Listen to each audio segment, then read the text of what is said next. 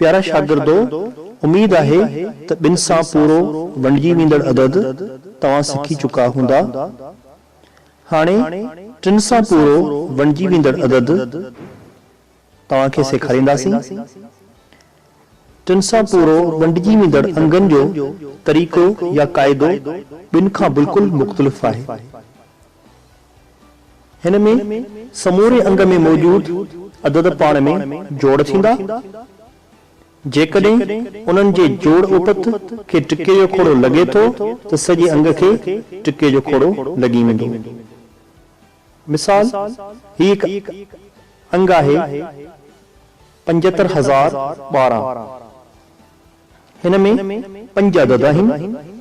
इहे 5 ई अदद पाण में जोड़ करियो, यानी 7 वाधू 5 वाधू ॿुड़ी वाधू 1 वाधू 2 जोड़ कयासीं त इहे 15 थिया। जवाब 15 आयो। हाणे 15 खे 3 सां वंड करियो।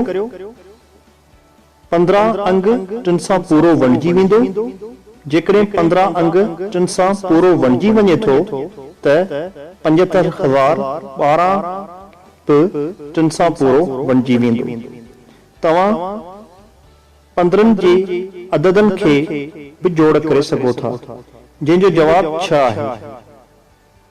छो त 15 में 1 ऐं 5 आहिनि। 1 ऐं 5 खे जोड़ कंदासीं त 6 जवाब ईंदो। 6 खे बि टिके जो खोड़ो पूरो वंडे थो। अहिड़े नमूने 75,012 खे बि टिके जो खोड़ो पूरो वंडींदो। हाणे तव्हां लाइ नओं सवाल आहे त छा 3,93,69,758 खे टिके जो खोड़ो पूरो वंडींदो? तव्हां हिन अंग में मिलियल सभई अदद जोड़ करियो। 3 वाधू 9 वाधू 3 वाधू 6 वाधू 9 वाधू 7 वाधू 5 वाधू 8। जवाब आयो 50। हाणे 50 खे 3 सां वंड कंदासीं त 50 खे 3 जो खोड़ो पूरो वंडे न सघंदो। उन करे ही सॼो अंग 3 सां पूरो न वंडबो। हाणे अञा बि 3 मिसाल ते गौर था करियूं। 8 अरब 67 करोड़ 91,01,523।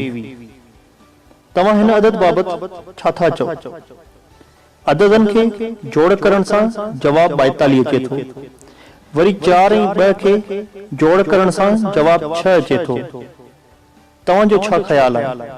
टिके जो खोड़ो पूरो वंडींदो? जी हा, बिल्कुलु दुरुस्त।